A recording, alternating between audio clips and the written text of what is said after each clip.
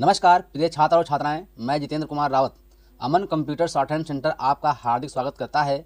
जो छात्र और छात्राएं सिंह प्रणाली शॉर्ट हैंड पूरी किताब पढ़ चुके हैं और उस किताब के मैटर की भी शॉर्ट हैंड डिक्टेशन स्पीड बना चुके हैं और उन्हें अधिक शॉर्ट हैंड डिक्टेशन स्पीड बनानी है तो संपर्क करें, क्योंकि हमने रामधारी गुप्ता की किताब में से 203 पेज डिक्टेशन के लिए हैं, जो प्रत्येक पेज में 400 शब्द हैं, जिनका डिक्टेशन 60, 80, 100 व 120 शब्द प्रति मिनट की स्पीड से 400 व 800 शब्दों पर दिया गया है।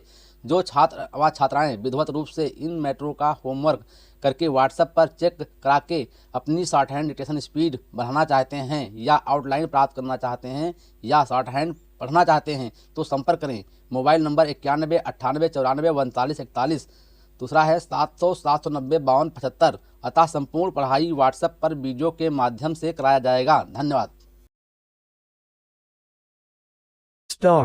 अध्यक्ष जी, किसी भी देश की विदेश नीति अपने में कोई स्वतंत्र नीति नहीं होती है, वरन वो किसी देश की आंतरिक नीति को स्पष्ट करती है। उदाहरण के लिए हम अमेरिका को ले सकते हैं। उसने अपने यहाँ अधिक अन्न पैदा किया और जब उसके पास अनाज फालतू बच गया तब वो अपने बकाया अनाज की बिक्री के लिए ऐसे देशों की तलाश करने लगा जो उधार पर माल ले सकते हों। किंतु हमारी आंतरिक नीति ने ये तय किया कि खर्चीले ढंग से सरकार चलाएंगे और स्वदेशी मुद्रा की कोई राशि हमारे पास नहीं बचेगी। हमने कर भी लगा दिए और मुद्रा प्रसार भी कर दिया। कुछ संकट पड़ने के बाद इस बात की आवश्यकता को नहीं समझा कि उस पैसे का कहीं अन्यत्र उपयोग कर सकें। श्रीमान, मुझे माननीय प्रधानमंत्री जी के इस कथन पर दुख होता है कि दुनिया के अमीर और गरीब देशों का अंतर लगातार बढ़ता जा रहा है।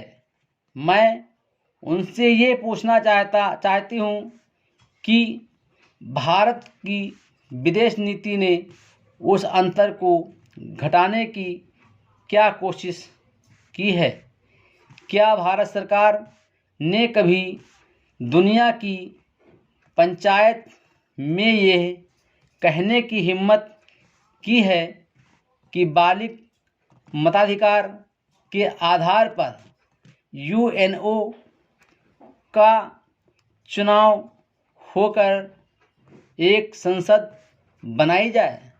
और क्या आप में यह देखने की हिम्मत है कि फौज के हिसाब से कर लगाकर एक विकास का खाता खोल दिया जो देश विकसित है, उनके मज़दूरों का 1 घंटा हमारे देश के मज़दूरों के 100 घंटों के बराबर माना जाता है, क्योंकि उनके पास साधन है।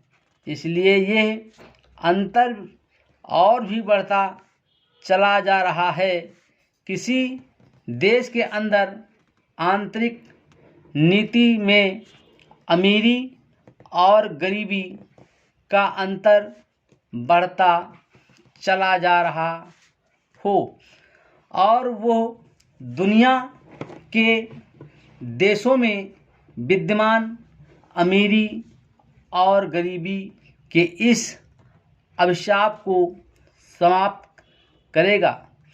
ये समझ में आने वाली बात नहीं है।